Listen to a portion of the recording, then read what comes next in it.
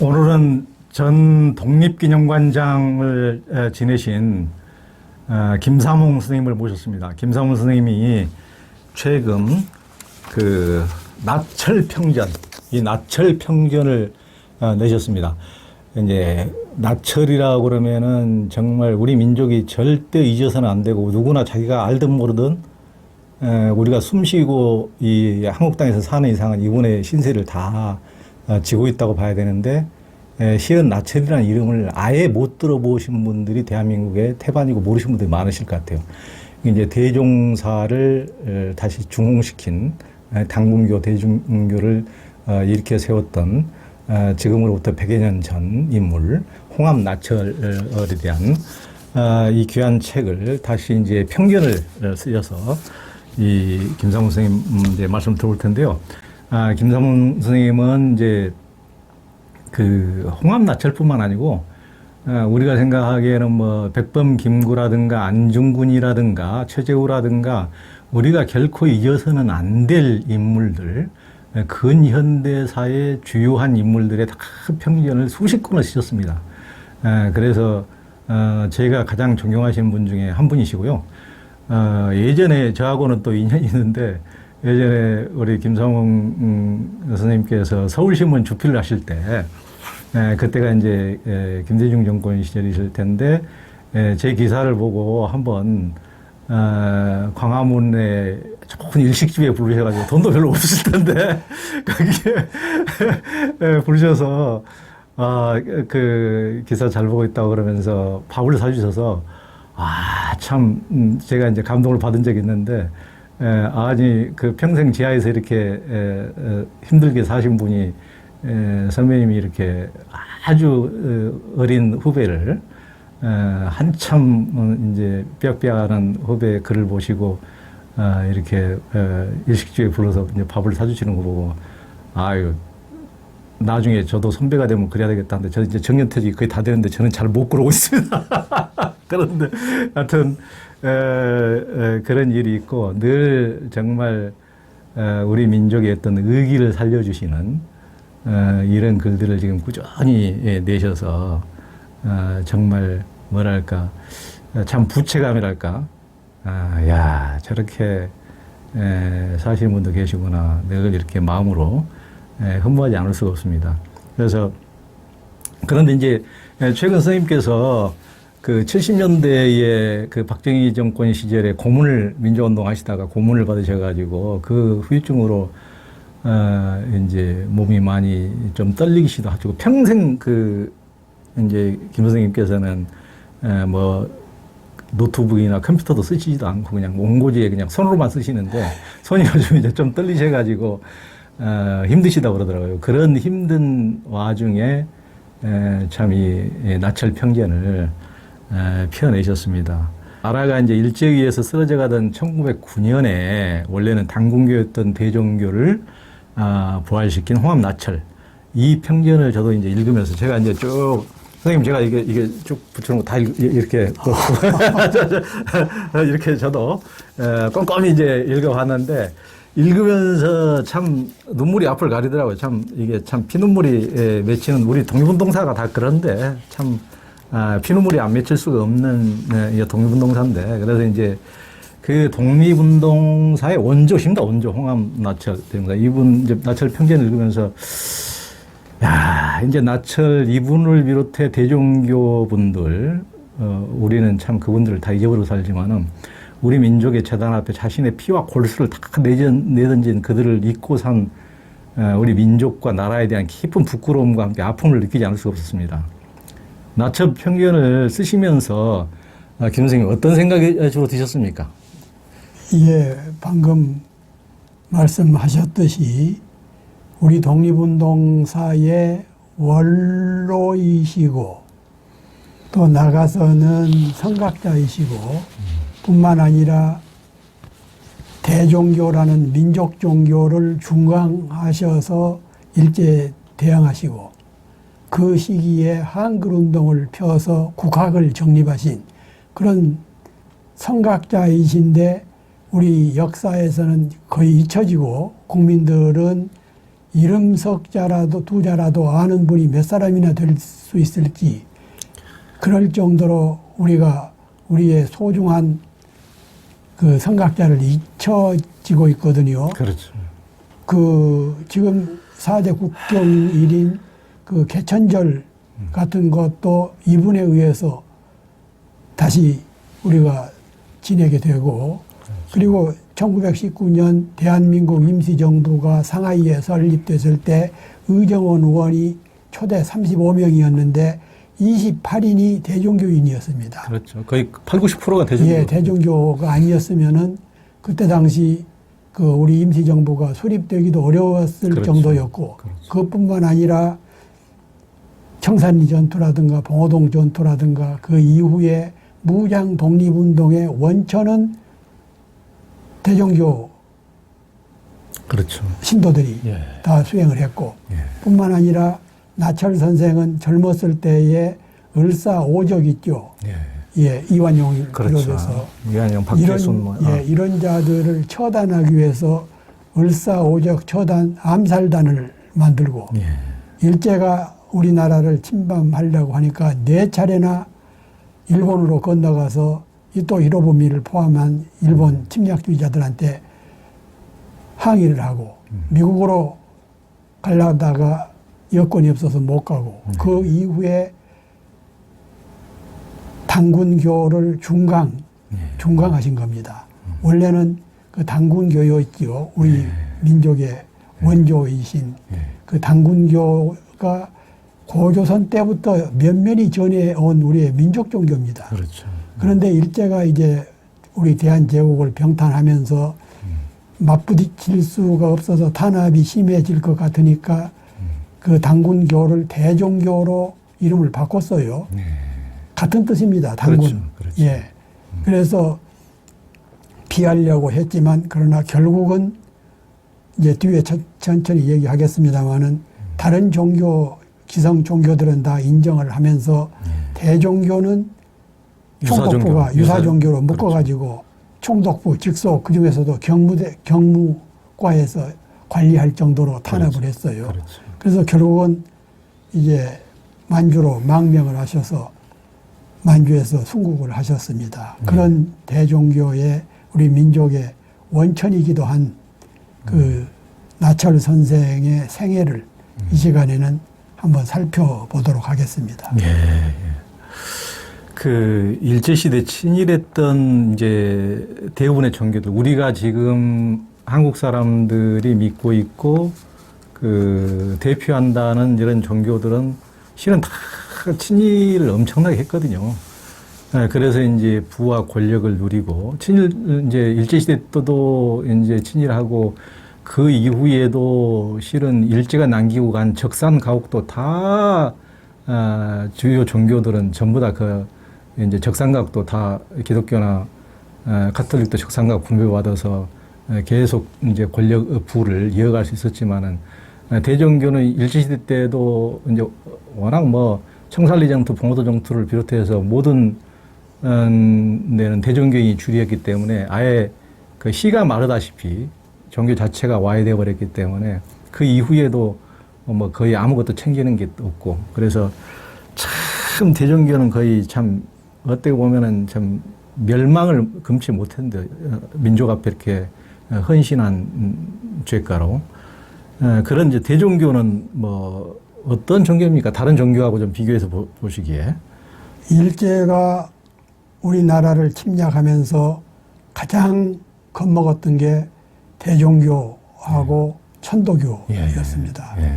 그래서 이제 이 시간에는 주로 대종교 쪽 얘기를 하겠습니다만은 그 일제 조선 총독부가 대한제국을 병탄하면서 가장 먼저 유교계는 최고기관 경학원의 대표인 대제학을 총독이 직접 지명을 하고, 불교계는 사찰령과 법말사법이라는 것을 제정을 해가지고 30본산 체제라는 걸 만들었어요. 그렇죠. 예. 총독이 직접 지명을 합니다. 그리고 이제 나중에는 31개 본산 체제가 됐습니다만은, 그리고 이제 기독교라든가 천주교 이런 데는 기말이 필요 없을 정도로 친일을 했고 부끄러운 모습을 보였지요.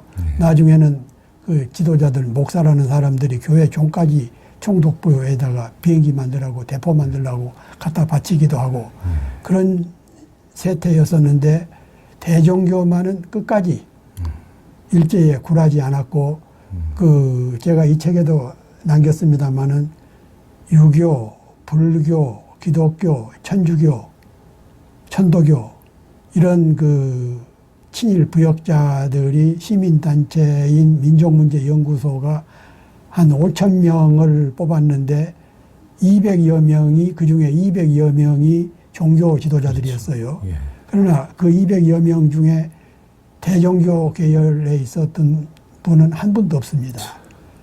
일제강점기에 그 혹독한 치하에서도 민족 혼을, 민족 정신을, 당군 정신을 지키면서 끝까지 일제와 싸웠던 게 대종교입니다. 예. 그러니까 이제 일제시대 때 물론 그 천도교를 비롯해서 기독교도 그러고 기독교도 이제 많은 분들이 참 또 독립운동을 하셨고 불교도 뭐 만해 한영웅이라든가 독립운동을 하신 분들이 많이 계시지만은 그 실은 다수는 참 친일을 엄청나게 했더만요. 그게 뭐 방금도 이제 말씀하셨지만은 뭐 종을 그러니까 일본이 대포와 총을 만드는데 이 한반도에 그 교회 종들이 다 동원됐더만요. 그걸 자발적으로 전부 다 갖다, 그게 뭐 한두 개가 아니고 수천 개를 다 갖다 바쳤더만요. 그리고 이제 물론 강압에 의한 거기는 하지만은 그 일본 일왕, 천왕이라고 불리는 일왕의 그 생일날이라든가 이런 날에는 그 신사를 찾아가서 일본 종교죠. 신사를 네. 찾아가서 참배를 하고 또 창씨 계명도 앞장서고 그런 역할들을 부끄러움을 모르고 수행을 했는데 그런 과정에서 천도교와 천도교 중에서도 이제 덜어는 많이 친일을 했습니다마는 천도교 본류와 그 대종교 관련자들은 거의 시종일관 끝까지 일관되게 친일을 거부하고 항일 운동에 앞장섰다는 그런 그 종교계의 특색을 갖고 있지요. 네. 이제 카톨릭 같은 경우는 이제 유럽에서 많이 와 있고 프랑스에서 그리고 이제 기독교는 미국에서 이제 많이 들어왔는데요. 그러다 보면 그들이 이미 이제 뭐 미국도 가스라데프타 조약으로 필리핀은 자기들이 먹고 한반도는 니들이 먹어라 일본한테 양해를 해줄 정도로 서로 이제 강대국들이 그렇게 하고 이제 프랑스도 이미 아프리카 같은데 식민지를 워낙 이제 많이 그렇게 다 식민으로 삼는 제국주의였기 때문에 그들이 파괴하는 선교사들도 거의 이제 그런 제국주의자 입장에서 그들의 편을 들고 카톨릭도 주교 같은 이제 미텔 주교도 이제 안중근 의사가 이토 히로부미를 척살했을 때도 신자 자격을 박탈하고 또 그 신부가 종부성사 하러 가지도 못하게 하고 그 명령을 거부하고 종부성사 하니까 또 이제 또 징계를 내리고 또 뭐 총독 같아 일본 총독 같아 백오인 사건 이런 것을 밀고를 하고 그런 식으로 정말 3.1운동 때도 뭐 거의 가톨릭 같은 데는 아예 가담을 하지 않았습니다만은 일부 신학생들이 하니까 또 처벌을 하고 그랬죠. 그러니까 참 일제 때는 그런 다수 종교들의 그런 친일 행적이라는 것은 참 너무 가슴이 아프죠. 그들은 이제 그때 당시에는 이제 제국주의에서 파견된 선교사들이 한국인들한테 한국 신도들한테 강조하는 것은 이제 그 정교 분리다. 종교와 정치는 이제 분리되어 있기 때문에 니들 정치 참여하지 마라. 그렇게 신자들한테 일체 독립운동이나 이런 걸 못하도록 이렇게 해놓고, 그래놓고, 이제 저는 이제 종교 전문 기자다 보니까, 그런 걸 예민하게 예전에 이제 문서를 이렇게 보다 보면은, 이제 세계대전이 발발해서, 독일의 수도원하고 프랑스 수도원이 이제 인근에 있으면은, 독일하고 프랑스가 자기들이 적대국가가 되니까 예. 그들끼리 엄청나게 싸우는 거예요. 이제 그렇죠. 적대국가 한국에 자기들은 정치하고 무관할 수가 없는 거예요. 자기 고국이 지금 다 독일 히틀러군에 의해서 죽어가고 그런데 독일인들이 곱게 보일 수가 없는 거죠. 그 정부의 지원을 받는 선교사들이. 그러니까 자기들은 그런 식으로 어떻게 고국을 잊을 수가 있겠습니까? 그러면서 한국민에게는 조선인에게는 전혀 정교 분리라는 것을 강조하면서 일체 독립운동도 못하게 하고 그런 아주 이중적인 행태를 보였죠. 예, 참 안타까운 일입니다. 예, 일제가 우리나라를 병탄해서 가장 먼저 했던 것 중에 하나가 1918년까지 진행이 됐습니다마는 우리나라의 그 당군 관련 서적, 예. 대한이라는 이름이 있는 서적, 예. 그러니까 대한매일신보라든가 이런 그 대한도 빼서 매일신보로 바꿔버리고 예. 당군 관련 책은 아이들이나 여성들이 읽었던 그런 소설까지도 전부 빼서 압수했어요. 한 10만 권 정도를 압수를 해갔는데 그 중에서 소중하다고 판단되는 것은 총독부가 일본으로 가져가고 예. 나머지는 이제 불태웠는데 예. 그러다 보니까 당군 관련 대종교 관련 서적들이 대부분이 소각되거나 일본으로 예. 밀반출돼 버리고 그랬죠. 예. 그래서 우리가 앞서도 잠깐 언급했습니다마는 나철 선생이 대종교를 중광을 하면서 국망도존, 예. 나라는 망해도 도만 지키면은 언젠가는 다시 회복할 수가 있다. 그렇죠. 나라를 망해도 정신만 지키고 살아있으면 있으면. 예. 우리가 나철 선생의 국망도존은 잘 몰라도 그 후계자 비슷한 역할을 했던 백암 박은식 선생이 나라는 망해도 역사만 지키면 반드시 부흥한다. 예. 유명한 예. 말씀을 하셨죠. 예. 조선 우리 역사를 깊이 연구하시고 그렇죠. 상하이 임시정부 2대 대통령을 역임하신 분인데 나라는 망해도 역사만 지키면 된다라는 부흥한다라는 얘기는 바로 나철 선생의 국망도존에서 뿌리를 하고 있는 거거든요. 이렇게 나철 선사와 대종교 지식인들은 또 언론인들은 독립운동가들은 돌아가실 때까지 나라를 되찾기 위해서 그리고 독립운동과 대종교, 종교와 국학, 한국학, 한글, 국사, 역사 이런 것을 일체화시켰던 분들입니다. 그런 의미에서라도 우리가 나철 선생에 대해서는 재평가를 하고 다시 알아야 되지 않을까 싶습니다. 네, 그렇죠. 그리고 이제 우리 민족 고유의 선도와 무교, 이제 무속이라고 요즘은 평합니다만 무교는 이제 불교와 유교가 들어오면서 삼국시대, 고려시대, 조선시대 때도 이제 짓밟혔지만은 근현대 이제 개신교나 가톨릭이 주류 종교로 등장하면서 이제 특히 이제 보수적인 개신교인들이 그러지만은 당군 신화는 미신 시대고 당군상에 이제 목을 베기까지 하는데요.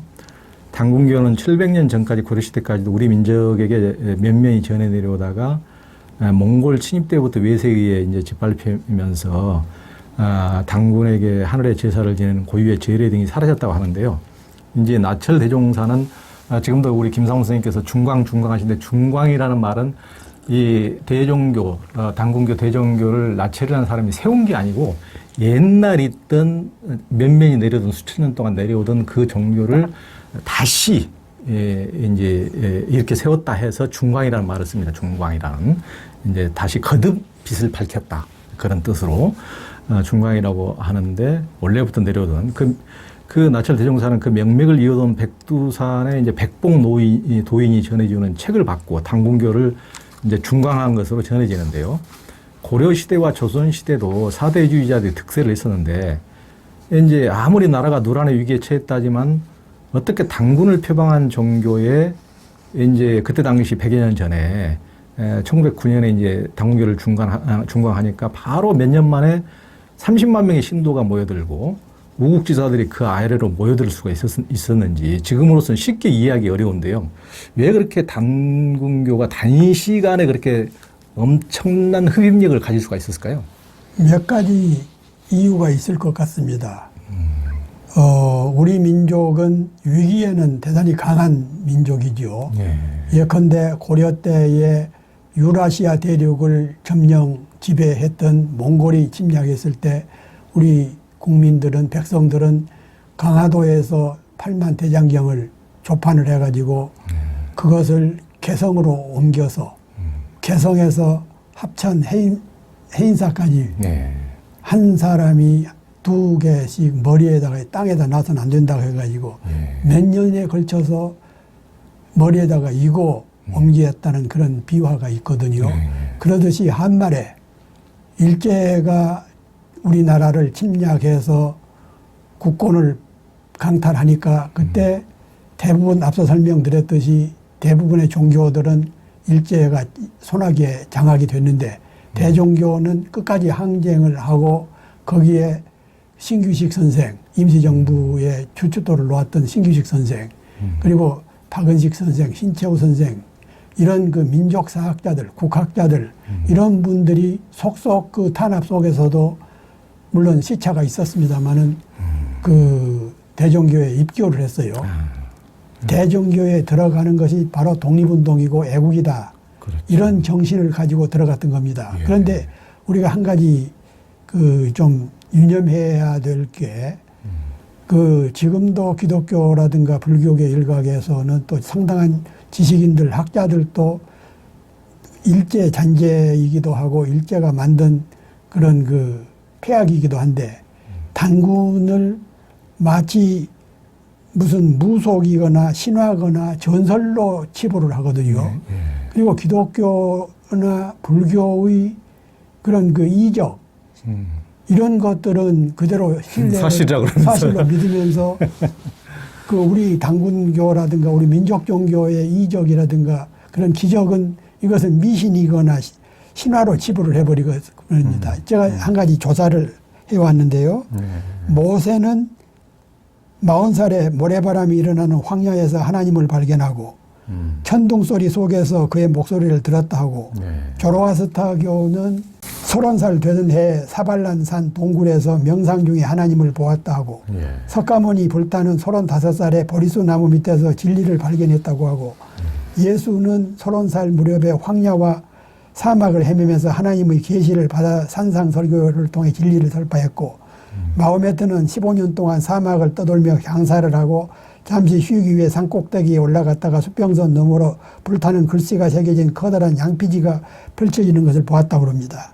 이렇게 외래 종교에 대해서는 이런 것들을 진실로 실제로 믿으면서 막상 우리 단군 우한검이라든가 이런 부분들에 대해서 그리고 그 최재우 선생이 동학의 최재우 선생이 그 신들림했다는 그런 부분들은 미신으로 치부를 해버리거든요. 이런 그 잘못된 시각 이런 것들이 우리는 그 바로잡아야 된다. 신들림이라는 것은 신과의 체험, 초과학적인 그런 부분들이 물론 현대 과학으로 무장한 젊은 사람들이 믿기는 좀 쉽지가 않지만 그러나 그런 것이 외래 종교나 민족 종교나 똑같이 적용이 돼야 되지 않겠는가 이렇게 생각을 합니다. 그래서 그 나철 선생이 중강하신 그 대종교는 몽골 침략의 고려가 그 어려웠던 시기에 일련 스님, 선사 같은 분이 그 상궁 유사를 집필을 하면서 옛날부터 전해왔던 민족 고유의 사서 이런 것을 인용을 해가지고 단군을 그 우리 민족의 실제로 원조로 창조주로 이렇게 만든 것을 일제가 그걸 미신으로 신화로 치부를 해버리면서 지금까지 이어지고 있는데 이런 부분에 대한 명확한 그런 그 인식의 바로잡음이 필요하지 않을까. 저는 이 책을 쓰면서 그런 생각을 갖게 됐습니다. 네. 그러니까 박인식, 위당, 정인보 그때 당시에 뭐 주시경 다 시대에 지금 생각해봐도 최고의 선각자, 선구자들이고 대단한 지식인들이었는데 그분들이 다 대종교에 이렇게 다 모여들었다는 게 참 대단한 일입니다.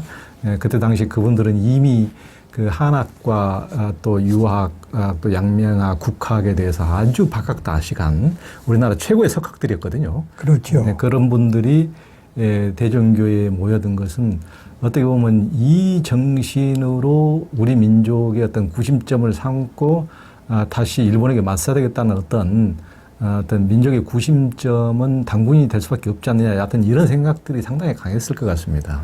그렇습니다. 그래서 그 해외, 국내에서 독립운동을 하시다가 일제에 쫓겨서 이제 만주나 러시아령 해삼이 이런 쪽으로 옮겨가신 우리 독립운동가, 대표적인 독립운동가 중에서 신채호, 정인보, 안재홍, 조소왕, 손기정, 안창남, 이상용, 이동희, 김동삼, 안희재, 박은식, 나중소, 홍범도, 김조아진, 지청천, 김경천, 양세봉, 이범석, 주시경, 지석영, 최연배, 이극노, 김두봉, 이병기, 이은상, 김효원, 서일, 윤세복, 이회영, 이시영, 이동영, 신규식, 조성환, 이런 참 근현대사에서 이분들 빼면 근현대사 조성이 될 수가 없죠. 근현대사, 독립운동사, 한글운동사, 민족사, 국학사 이런 것이 성립이 안 될 정도의 다 이분들이 지금 불러주신 분 다 대종교인들이죠. 그렇죠. 기라성 같은 인재들이 나라가 어려웠고 위기에 처했을 때 대종교를 통해서 국권을 회복하자, 국사를 회복하자, 국어를 지키자 이렇게 했던 것이 대종교의 바탕이 된 거죠. 예.